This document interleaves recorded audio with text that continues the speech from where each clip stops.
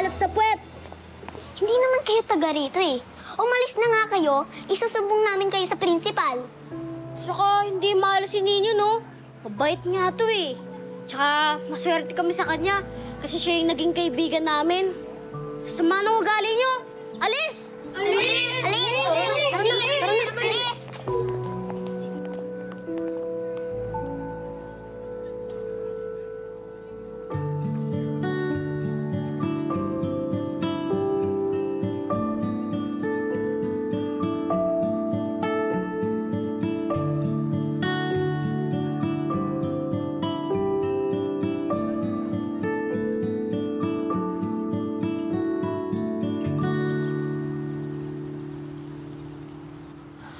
Akala namin, katapusan na namin eh. Akala nga namin hindi na kami makakaalis doon. Tapos, nagulat ako, bigla silang umamin. Anong sabi mo? Wala. Natamimi ako. Hindi ko alam yung sasabihin ko. Gulong-gulo ko ng mga panahon yun. Kaya, umalis ako. Ano? Umalis ka? Yun na yun. Naku, sayang naman. Yun na sana yung opportunity mo eh. Nandun na silang dalawa, oh. Nagulat ako eh. Tsaka, hindi pa ako handa. Pakiramdam ko, hindi pa ako sigurado sa nararamdaman ko. Di sigurado. Ewan ko sa'yo. Kakay, halatang-halata naman. It's so obvious. Na-type mo talaga si B-Boy. Eh, di ba't inaalam mo pa nga kung ano yung katotohanan sa past life niya? O, ibig sabihin, mahal mo rin siya. Kisas, teka lang ha. Bakit, ate? Parang hindi naman ganun.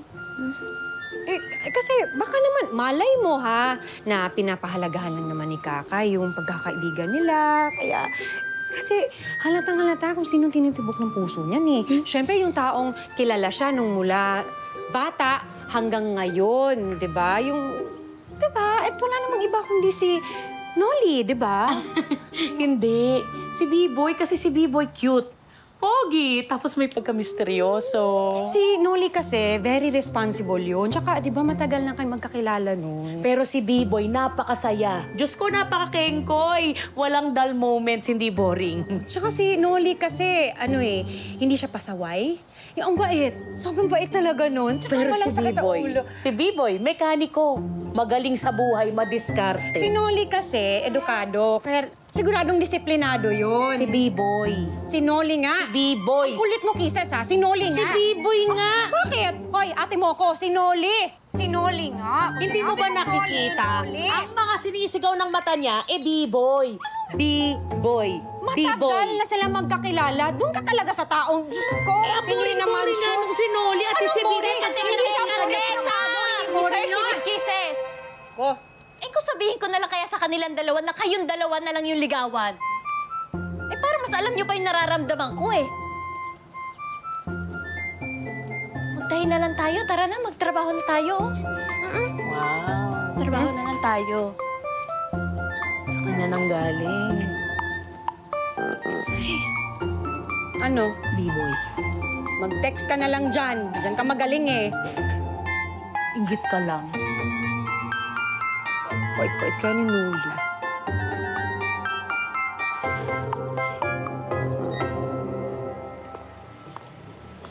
Salamat sa inyo Salamat sa inyo lahat. Siyempre naman, kakampi ka namin, no? Kaya tayo magkaklase eh. At friends tayo lahat. Makikita ng Vans na yan, mananalo tayong lahat. Siyempre, matatalino at magagaling ang section natin eh. Oo nga. Sa pagtutulungan at pagkakaisa, nabubuo ang pagkakaibigan. Ang mga kaibigan at kaklase ko sa Bukang Liwayway, ang nagpapalakas sa akin dahil naging sandigan ko sila sa mga pagkakataon na kailangan ko ng karamay.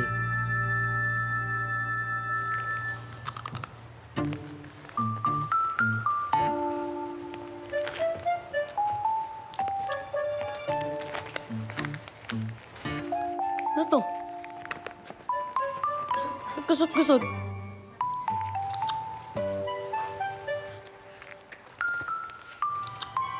Litin mo to.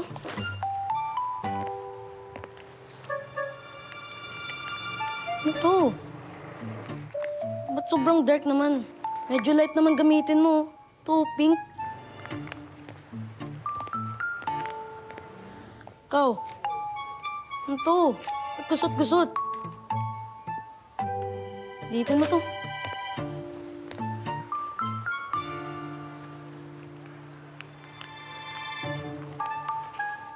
Siguradong dapat nakadikit yan, ha? Ang pangit mo naman gumawa ng paper airplane. Ano ba naman kayo? Ba't ang babagal niyo kumilos? Tsaka ang papangit niyo gumawa. Matatalo tayo niyan eh. Puro ka lang utos eh. Oo nga, bakit di ka gumawa sa sarili mo? O ayan o. Total, gustong-gusto mo manalo. E di gawin mo niyang lahat. Kaya mo na yan. Total, ikaw naman yung magaling eh. Tara na, kati na lang tayo.